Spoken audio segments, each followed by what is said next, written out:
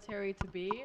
And do you specifically hope that their increased military spending will deter China and North Korea? What did you talk about that today? Well, I want our military to be the strongest. I also don't mind spending so much money on the military because we build it here. It's made in the USA, all made in the USA. We have, I rebuilt our military during my first term.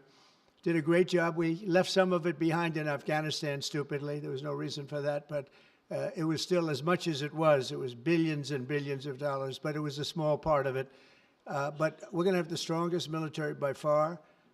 We have great people. I want to congratulate Pete Hegseth for having gone through the gauntlet. He went through a lot, but he got through, and he's going to be a tremendous, I have no doubt he's going to be a tremendous leader. And other of the leaders sitting here, they're in their own fields. We're going to do something very, very, very great, and we expect great things. But I expect the strongest military by far in the world, far stronger than China, far stronger than anybody, and that's the way it is. Thank you very much. Would you like to ask a question, please? Go ahead. Thank you, Mr. President. Thank you. This is Hiramoto from Nippon Television. My question, let me ask two quick questions. Sure. First, this is the first meeting between Mr. President and Prime Minister Ishiba. So what kind of impression do you have on him? And number two, do you have an idea or do you have a plan to impose tariff against Japan so far? Thank you.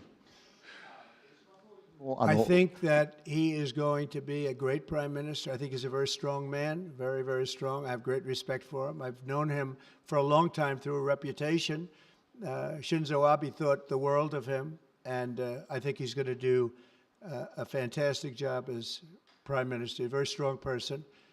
I wish he wasn't so strong. I wish he was a little bit weaker than that, but that's what I got. I have to get strong guys all the time. He's going to be a great prime minister.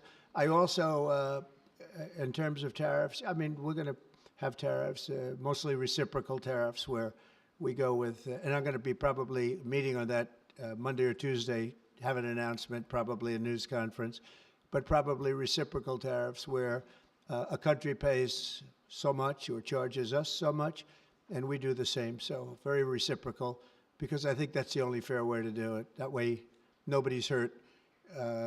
They charge us, we charge them. It's the same thing. And I seem to be going in that line as opposed to a flat fee tariff. Okay?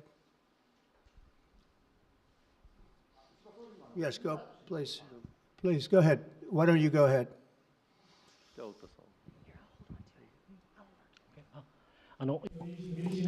This is Ota from Yomiuri Shimbun newspaper.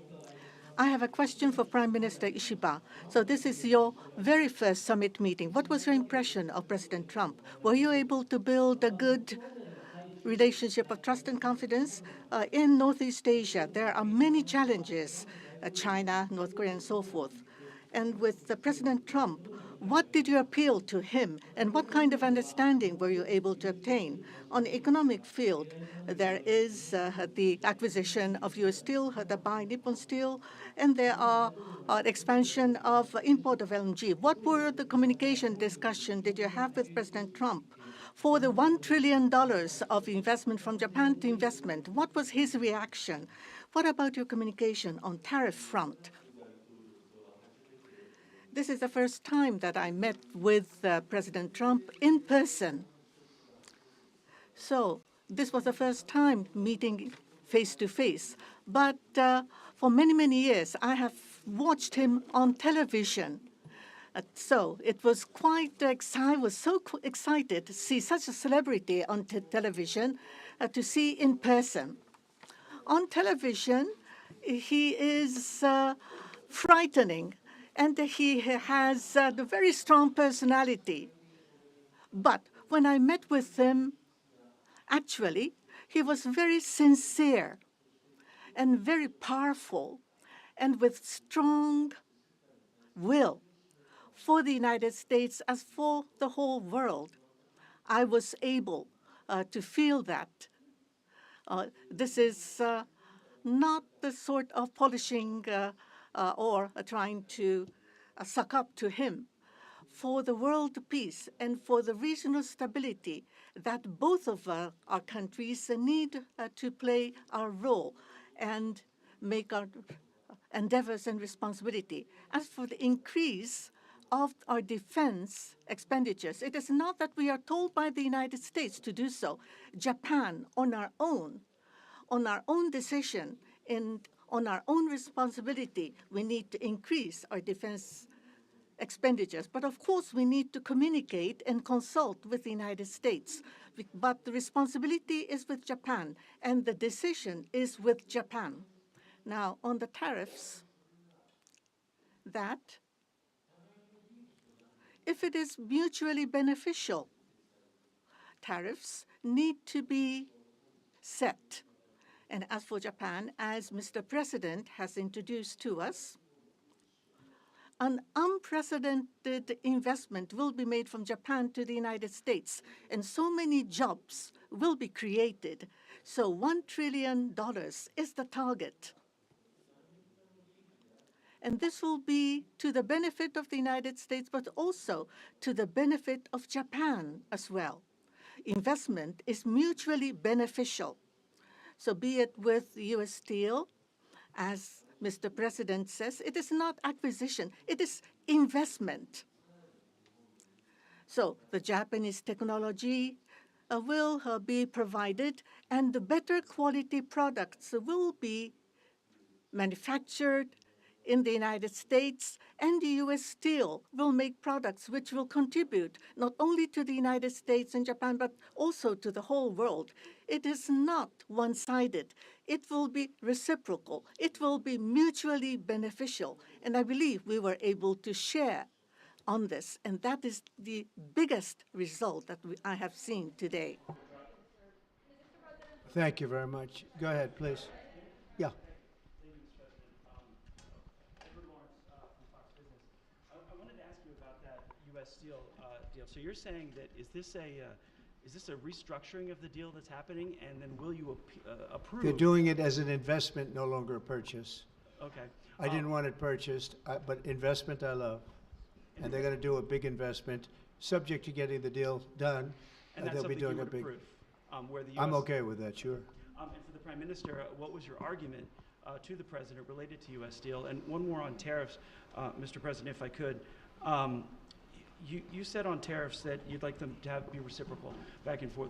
What was the reception from the Japanese Prime Minister when you said that, or when you talked about it? Well, we didn't discuss tariffs too much. We really discussed many other things, including the pipeline in Alaska, which I think is going to be maybe the most exciting thing with Doug and Chris. We discussed that at length, the pipeline. I mean, it seemed to be of great interest to them. We have potentially more oil and gas than in Saudi Arabia, just in Alaska. We have the most of any country in the world. It's a big asset for the United States, but we haven't used it. We go to Venezuela, we go to other places to take oil and gas, and we have more than anybody. It's an amazing phenomenon that took place over the last 4 years. Nobody understands it, including the people that were in charge of it. They had no clue what they were doing. So it was a big problem. They were surprised actually too. They were saying why didn't they wouldn't sell them LNG. They wouldn't sell. Japan wanted to buy LNG, and Biden wouldn't sell it. And I'm trying to figure that one out. Maybe it was the environment. You might answer that question. He's curious about that himself, I think. Thank you very much. If you want to answer that, you may, about LNG, that the United States wouldn't sell you LNG.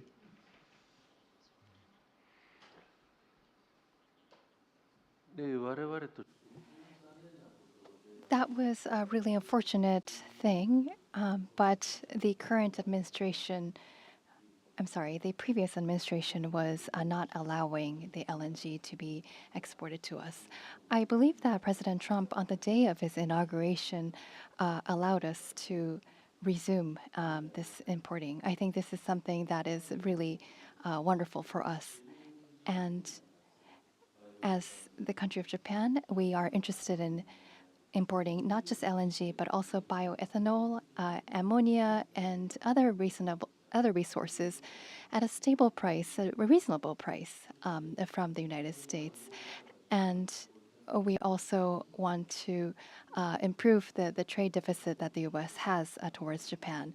So if we are able to buy those at a stable and reasonable price, I think it would be a wonderful situation. And for that, I am very appreciative to President Trump. And we also look forward to LNG and hope that it's a success. I want to just say that on the ethanol, Iowa is going to be very happy. All of the Nebraska, all of our farm states are going to be very happy. They want ethanol, and we'll be able to provide it. So our farmers, who I like and they like me, I think they're going to be very, very happy.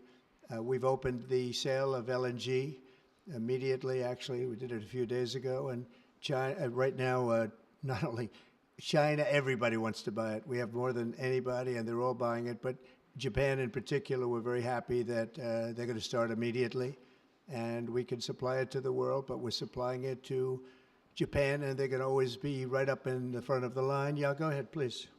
Go ahead. Thank you so much. And Mr. Prime Minister, I have a question for you as well, but Mr. President, I'll start with you. Quickly to follow up on what Peter was asking, have you directed Elon Musk to review Pentagon spending, given it's the biggest discretionary spending in the federal budget? Yes, I have Pentagon, education, just about everything. We're going to go through everything, just as it was so bad with what we just went through with this horrible situation we just went through. And I guess 97% of the people have been dismissed. It was very, very unfortunate. You're not going to find anything like that, but you're going to find a lot. And I've instructed him to go check out education, to check out the Pentagon, which is the military. And, sadly, you'll find some things that are pretty bad. But I don't think proportionally you're going to see anything like we just saw. FBI has turned over a list to the Justice Department of the FBI agents who worked on the January 6 rioters cases. Are you planning to fire the FBI agents who worked on those investigations? No, but I'll fire some of them because some of them were corrupt. I have no doubt about that. I got to know a lot about that business, that world. I got to know a lot about that world, and we had some corrupt agents, and those people are gone, or they will be gone, and it'll be done quickly and very surgically. Did you have a question for the Prime Minister? Talk up. Are those the ones who worked on the January 6th? I don't know. I know we have some that are very corrupt and we don't like it. We're going to bring back the reputation of the FBI. Kash Patel is going to do a great job, and we're going to bring back the reputation of the FBI, which has been hurt very badly. It's been devastated over the last 4 years. You have just been meeting for the first time with President Trump. The last administration famously did not have hardly any, if at all, contact with North Korea. President Trump certainly did the last time he was in office. Would you like to see him resume that contact and also that in-person meeting that he had with the North Korean leader, Kim Jong-un?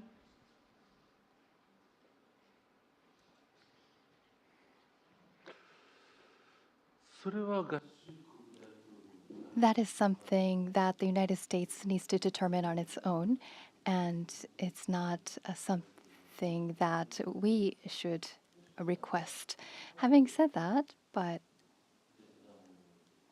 for example, in Vietnam or Singapore, the President of the United States, President Trump, was able to meet with Kim Jong-un. I think that's a very positive development. So now that President Trump is in power again,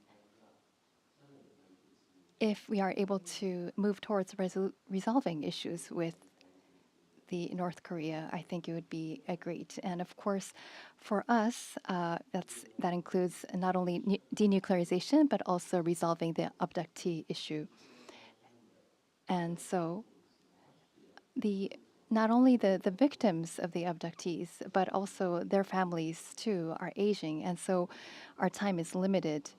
So if the President of the United States, if President Trump is able to resolve this issue, we do understand that it's a Japan issue first and foremost. Having said that, we would love to continue to cooperate with them. It's actually a good question, and we will have relations with North Korea and with Kim Jong-un. I got along with him very well, as you know. I think I stopped the war. I think if I wouldn't have won that particular election, you would have ended up in a very bad situation. but I did, and we had a good relationship, and I think it's a very big asset for everybody that I do get along with him. I get along with him, he gets along with me, and that's a good thing, not a bad thing. And I can tell you that Japan likes the idea because their relationship is not very good with him. And if I can have a relationship with not only him, but other people throughout the world where there seem to be difficulties, I think that's a tremendous asset for the world, not just the United States. Go ahead, Garrett. I have a question for you and for the Prime Minister as well. Mr. President, I wonder what you make of the criticism from Democrats that these staff reductions, the cuts that Elon Musk and Doge are doing are an unlawful power grab. And is there anything you've told Elon Musk he cannot touch? Well, we haven't discussed that much.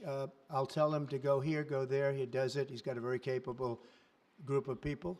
Very capable. They know what they're doing. They'll ask questions, and they'll see immediately as somebody gets tongue-tied that they're either crooked or don't know what they're doing. We have very smart people going in. So I've instructed him go into education, go into military, go into other things as we go along. And they're finding massive amounts of fraud, abuse, waste, all of these things. So, but I will pick out a target and I say go in. There could be areas that we won't, but I think everything's fertile. You know, we're a government. We have to be open. And as an open government, I don't know, I guess you could say maybe some high intelligence or something. And I'll do that myself if I have to. But generally speaking, I'll just say go. But he will be looking at education pretty quickly, and he will be looking at military too. As you know, the bulk of federal spending is Social Security, Medicare, programs like that. Would you like to see him look at those programs as well? Well, they don't really have to be looked at by him. They can be looked at by us. Social Security will not be touched. It'll only be strengthened. We have illegal immigrants on Social Security, and we're going to find out who they are and take them out. We have illegal immigrants in other Medicare. We found a lot of bad people, a lot of people that shouldn't be on, that were put on through California. A lot of them come out of California. We're not going to stand for that. So we're going to strengthen our Social Security, et cetera. We're not going to touch it other than to make it stronger. But we have people that shouldn't be on, and those people we have to weed out. Most of them, or many of them so far, have been illegal immigrants. They shouldn't even be in the country. Do you have a question for the Prime Minister? I do. Mr. Prime Minister, the President's affinity for tariffs is well known. If the U.S. places tariffs on Japanese imports, would Japan retaliate?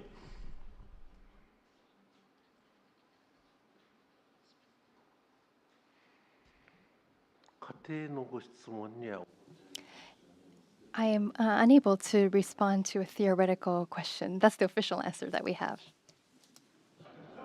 That's a very good answer. Very good answer. Wow. That's very good. He knows what he's doing. Thank you very much, everybody. Thank you. Thank you.